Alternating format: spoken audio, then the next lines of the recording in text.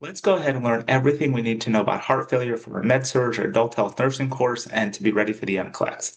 Heart failure is complicated. Hopefully, I'm going to make it as simple as possible. To begin with, heart failure is a failure of the heart to do its job. Its job is to pump all of our blood.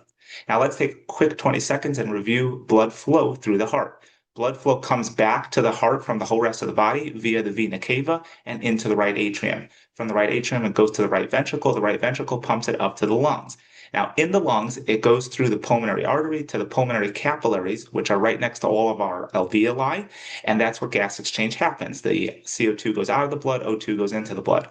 Once that happens, the capillaries feed all that blood back towards the heart via the pulmonary artery, which dumps via the pulmonary vein, which dumps blood into the left atrium, into the left ventricle. Now, the left ventricle has the hardest job out of the four chambers of the heart. The left ventricle pumps blood to the entire rest of the body. Now, two terms I want to just quickly review. One is called preload. Preload is the volume that is returned to the heart to be pumped out. Afterload is something completely different. Afterload is how tight is the aorta. Remember, the left ventricle's job is to push blood up into the aorta. So how tight, how vasoconstricted is it? The left ventricle likes the aorta to be dilated. It makes it much easier to push blood up into a big dilated aorta, as opposed to if it's really constricted, if it's really tight, that makes it very difficult for the left ventricle to push blood up into there. That is what afterload is, and we want afterload to be low. Now that we understand those two terms, let's get back to heart failure. So we have two types of heart failure: left-sided heart failure and right-sided heart failure. Left-sided heart failure is where the left ventricle is failing to do its job. So that means all the blood that comes to it to be pumped out to the body does not all get pumped out. It starts to back up. When it starts to back up, let's visualize it. If the left ventricle can't pump out all the blood that is given to it to pump, then it starts to back up. It backs up into the left atrium. It backs up into the pulmonary vein. It backs up into the pulmonary capillaries. Now remember, those pulmonary capillaries are right next to all of our alveoli. So those pulmonary capillaries are backed up with blood. They start to almost burst at the seams, and through what's called hydrostatic pressure, the fluid in the capillary starts to leak out. And since all those capillaries are right next to alveoli, the fluid starts to leak into the alveoli. And now I have fluid in the lungs, pulmonary edema. That is how left-sided heart failure causes pulmonary edema. That's the basic pathophysiology. Now let's talk about right-sided heart failure. Right-sided heart failure is where the right side of the heart gets backed up. If the right side of the heart gets backed up and it's unable to do its job, then blood starts to back up. This time, blood from the right side would back up into the right atrium, which would back up into the vena cava, which would back up throughout our system, our peripheral circulation. So that would be the pathophysiology of right-sided heart failure. Left-sided heart failure, right-sided heart failure can be separate diagnoses, and a patient can absolutely have both. Left-sided heart failure is more common, and it's caused by coronary artery disease. It's caused by hypertension, which now that we understand afterload makes sense. Hypertension is where the aorta is really constricted, and if it's really constricted, it's really hard for that left ventricle to push blood up into the aorta, so the left ventricle starts to fail. So that's left-sided heart failure. Right-sided heart failure can be caused by what? Well, first of all, it can definitely be caused by left-sided heart failure, because if the left side keeps backing up, if we follow it back further past the lungs, it backs up into the right ventricle. So that can cause the right ventricle to fail. And another cause of right ventricular failure would be pulmonary hypertension. So now we understand left-sided heart failure, right-sided heart failure. A patient can have both. Very commonly, they go together. Most common is to have left-sided heart failure. Now let's move on. There's two more terms we have to understand, and these are ejection fraction and stroke volume. So let's take a quick 30 seconds and understand what that means. So a picture you're holding a bottle of water. Squeeze the bottle of water with the cap off. Squeeze the bottle of water, and all the water comes out. But not every single drop of water came out. There's still some water left in that bottle. It's the exact same thing with the left ventricle. We know during diastole, the left ventricle fills up, and during systole, the left ventricle squeezes. But it doesn't squeeze every last drop of blood out of the chamber, out of the left ventricle. There's still some blood left in there, and now we can measure that blood. We can use an echocardiogram, an ultrasound of the heart, to look and see how much blood is left at the end. And we want to see how much of what flowed in there actually got squeezed out, got pumped out with each contraction. And the percentage that got pumped out is called your EF, your ejection fraction. Now we want the EF to be high. A normal EF is 55 to 70%. That means out of all the blood that flows into the left ventricle, I want, with the contraction, at least 55 to 70% of that to all get pushed up into the aorta with every squeeze of the heart.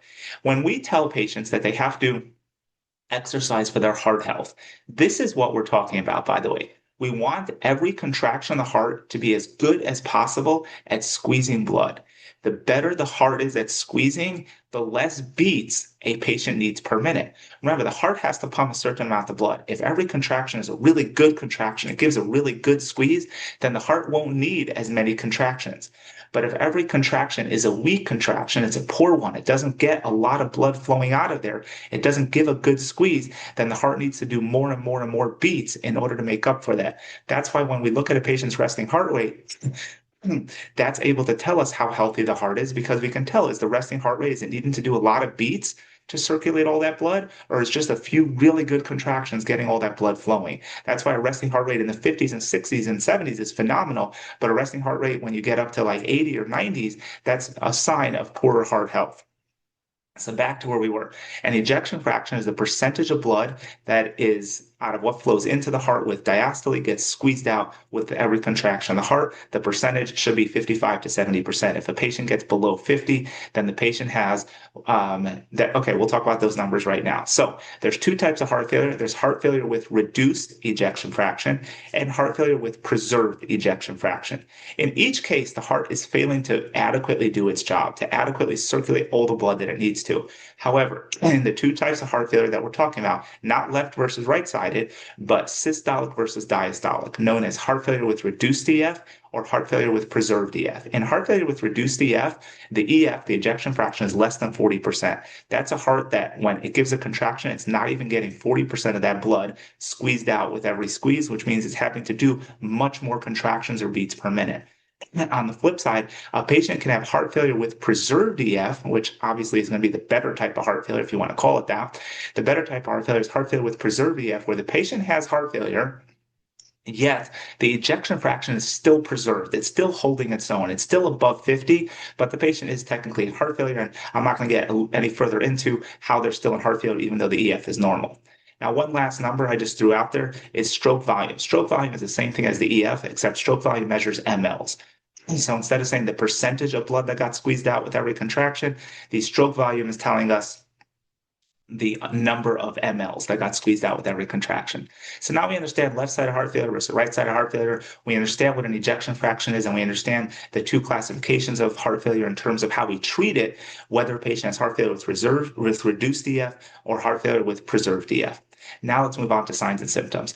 Now there's going to be different signs and symptoms between left and right side of heart failure. Now that we have a good understanding, this is going to go quick. So left side of heart failure is going to have orthopnea. That's the inability to breathe, or the difficulty breathing while lying flat. That makes sense because there's fluid building up in the lungs, and when we lie flat, it spreads out across the whole lungs, which is a problem.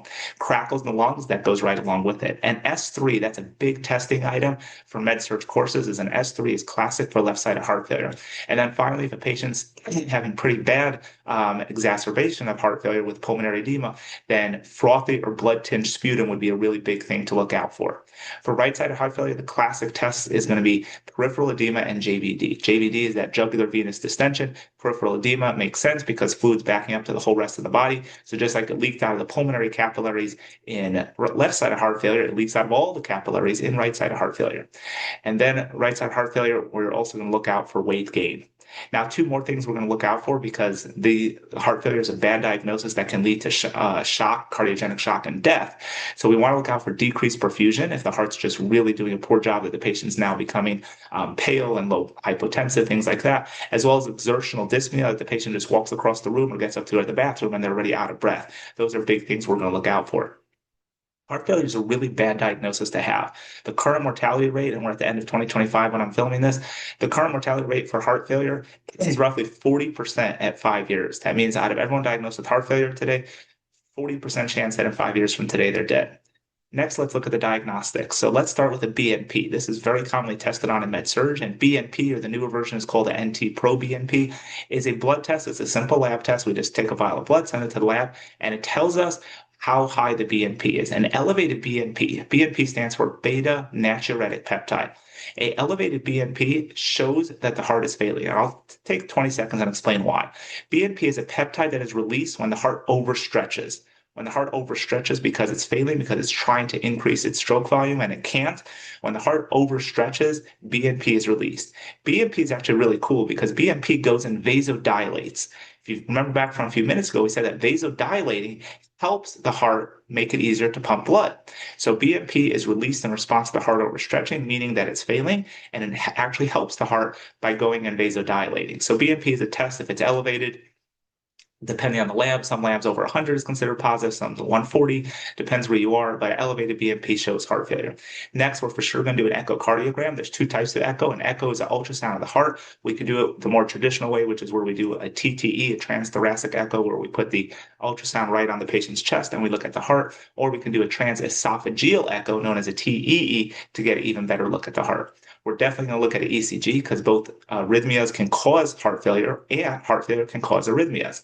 And we're going to get a chest x-ray. A chest x-ray for heart failure will commonly show cardiomegaly, and that is a testable item at the RN level. And it could also show pulmonary congestion. That's probably not a testable item at the RN level. That's more NP or MD.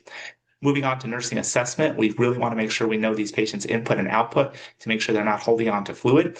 We want to assess for any signs of shocks. That's going to be a big priority with these patients.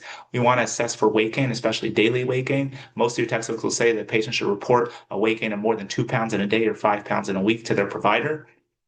And the really big thing is we want to check their medication and diet compliance. The biggest reason patients with heart failure end up back in the hospital, what's called readmission, is because they're failing to stick to their medications or failing to stick to their diet. So we really want to educate them to keep their quality of life up. We want them to do a good job of taking their medications and listening to their diet. We'll talk about that in a few minutes.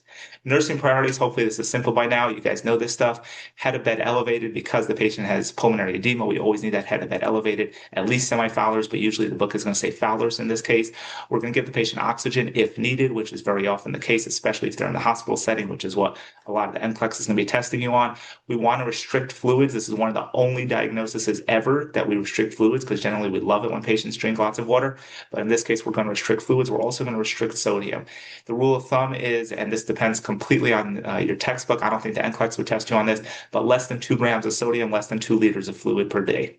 Next, we want to make sure that the patient's getting their medications because, like I said, medications is their only way to keep up their heart's output and to keep up their quality of life and keep them away from shock. Let's talk about treatment. Treatment starts with lifestyle modifications. The patients need to stick to their diet. They need to stick to their exercise regimen. Yes, I know they can't exercise because of heart failure, but they must exercise. We're going to give them a very specific regimen tailored to them, but we do need to get them exercising. Now we're going to move on to the treatment of medications. There's a ton of drugs in this box, probably more than almost any other disease that we've covered in this channel, but we need to go through all of them. I'm going to do it pretty quickly. If you need more on this, please go to our pharmacology videos. So every patient who's diagnosed with symptomatic heart failure is going to get put on 3 different drug classes. Not always at the same time, but they're always going to get put on 3 different drug classes. Let's go through each of those. They're not in any particular order. One of them is going to be a diuretic. The patient is going to get put on a diuretic such as Lasix, which is furosemide. A really common one that we use in heart failure is going to be spironolactone. Spironolactone is a potassium-sparing diuretic, also known as an aldosterone antagonist. A big thing about that one is that it makes your potassium very high, so that's a big test question that you have to look out for. The other diuretic that we commonly use is going to be Lasix, which is furosemide, and the big thing to look out for there on testing is the fluid and electrolyte imbalance because it's so potent. Now, that's going to be a diuretic, and that's going to be for obvious reasons. The patient's heart is unable to pump all the blood that it has to pump. Let's get rid of some of the fluid. Another drug class the patient's going to get put on is either an ACE or an ARB or an ARNI. Let's go through each of those. ACEs, you already learned these, hopefully. This is like your captopril, lisinopril, enalapril, all the prils. These drugs work by inhibiting RAS. ARBs are your Artins, losartan, valsartan. These are the angiotensin receptor blockers. Again, they're almost identical to ACEs. They do the exact same thing in stopping the RAS, the renin-angiotensin-aldosterone system. They just work slightly differently. Both of these drug classes, please remember from pharmacology, they're teratogenics. That's a really commonly tested on item with this. And both of these are kidney protective. They're nephroprotective, especially for patients that have diabetes, sometimes in heart conditions. So we like giving these drugs to patients that have renal issues.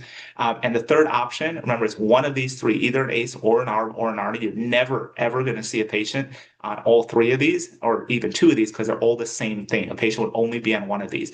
And ARNI goes by the brand name Entresto. Entresto is a heart failure drug. It's expensive. It's still under patent, but it's very, very popular, very widely used. And ARNI is actually a combination of two drugs. It has in it an ARB, so it has in it exactly what we just said, an ARB, but it also has a second drug in it. The second drug in it is sacubitril, which officially is called a niprolicin inhibitor. And actually, it's interesting because you should know exactly what sacubitril does. Sacubitril helps the body keep BNP. BNP, we said, helps the heart pump when the heart's failing. We said that it vasodilates. Sacubitril stops the body from getting rid of BNP. So that's how that helps. So again, the patient's going to be on a diuretic. The patient's going to be on either an ACE or an ARB or an ARNI. And now the last one the patient's going to be on is going to be a beta blocker. It's going to be on a beta blocker for two reasons. One is to reduce cardiac workload. If the heart is pumping less number of contractions, then it doesn't need as much energy. The second thing is when the heart's failing and it's really ramping up the heart rate, one beat after another, after another, after another, the heart is putting a ton of effort into squeezing, into contracting.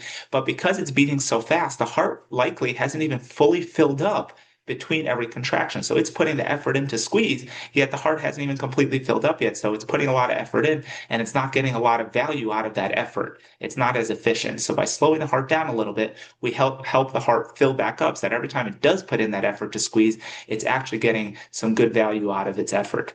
So again, the three different groups of drugs, one is going to be to reduce the preload to get rid of volume. That's going to be the diuretic. One is going to be to reduce the afterload. That's going to be to vasodilate by blocking renin-angiotensin-aldosterone system. That's going to be the ACE or the ARB or the ARNI. And one is going to be to reduce cardiac workload. So three different drug classes with three different objectives. Reduce workload, reduce preload, reduce afterload. Really good way to think about it. Hopefully you're taking tons of notes in this video. Next. Now, in addition to those three core drugs, and that's by far the most testable item for NCLEX, we also have a bunch of other drugs that we can use for heart failure. So let's go through a few of these. SGLT2 inhibitors, these are diabetes drugs if you learned about in pharmacology, but over the last 2 to 5 years, they've become more and more part of the standard treatment for heart failure, almost as a fourth drug class that we're giving to almost every patient with heart failure. Next, we're going to have digoxin. Digoxin is still around. It's been around for decades. And for testing purposes, the big thing about this is that you can't give it to a patient that has bradycardia less than 60, and that is if a patient becomes digitoxic, which is common because there's a narrow therapeutic index, if the patient becomes digitoxic, they start to see halos around lights or blurry vision. So that's the big thing about digoxin. Digoxin is a heart failure medication. It's also a dysrhythmia medication, and we do use this for heart failure patients, never as a first-line drug. We're always going to go to our core drugs that we just discussed, but a lot of cardiologists out there, there's still a lot of guidelines that do still cover the use of digoxin in heart failure. And then the last one I'm going to talk about is vasodilators. That's going to be things like nitroglycerin, but more commonly that'll be hydralazine or Bidil. Bidil is a combination of hydralazine and isosorbide dinitrate. So hydralazine and isosorbide dinitrate, one dilates the veins, one dilates the arteries, so they're a commonly used combo drug. So these are all the different additional medications that we might use in patients that are having heart failure if we can't manage it with the first three medications alone. Now let's talk about cardiogenic shock. If a patient is heading towards cardiogenic shock, we have additional medications we might use. These are much more powerful. These are by IV infusion, and these are really going to give that heart a kick in the pants to get them going. They're not long-term medications. They're really just to help a really failing heart towards the end. And these are dobutamine, amrinone, and milrinone. These medications really help increase the contractility of the heart, how well and strong and fast, not fast, but how well and strong the heart squeezes. These are not long-term drugs. So for testing purposes, these are only given for cardiogenic shock or heart failure with reduced EF, where the patient is needing that really extra support for the heart. These are short-term, hopefully until we can get a final treatment. The only real final treatment for heart failure is a heart transplant. This is what we do heart transplants for. But let's talk about a few other options. There is something called an LVAD, a left ventricular assist device. I can make a whole nother video on that, so I'm not going to go into it in this one. But left ventricular assist device is something that we give very often to heart failure patients, either as they're waiting for a heart transplant or instead of a heart transplant to help the left ventricle do its job. We may also put patients on CPAP or BiPAP. CPAP or BiPAP are done to help force fluid out of the lungs. So in left side of heart failure, remember we said the common reason the patients end up in hospitals, they have fluid building up in the lungs because because it backed up in the left ventricle. CPAP and BiPAP help to force that fluid out, or at least keep the lungs open and working while the patient is dealing with their CHF. There are a few other things that a patient who's having severe heart failure may end up on. They may end up on a balloon pump. They may end up on ECMO. Both of those are way beyond what I'm going to get into in this video. They're way beyond basic Medsurg.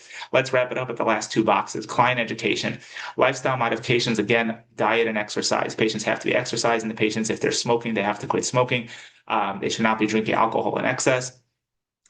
They should minimize their fluid, minimize their salt. Patients should be checking daily weights and should be reporting if we have a problem with that. And again, they must be educated on medication compliance. And finally, complications. Pulmonary edema is for sure going to be the number one complication of left-sided heart failure. And in general, for heart failure, arrhythmias is going to be a big complication, that it can both cause heart failure and be caused by heart failure. Renal failure is going to be a big problem because the kidneys like to be very well perfused. And if a patient has heart failure, then they're not properly perfusing their organs, so the kidneys can get pissed off and can start to fail. And finally, the end of heart failure is going to be cardiogenic shock and death. Hopefully, this covered everything you need to know for your Medsurg course if you're studying for the NCLEX. Hopefully, you do amazing, and I will see you in the next video.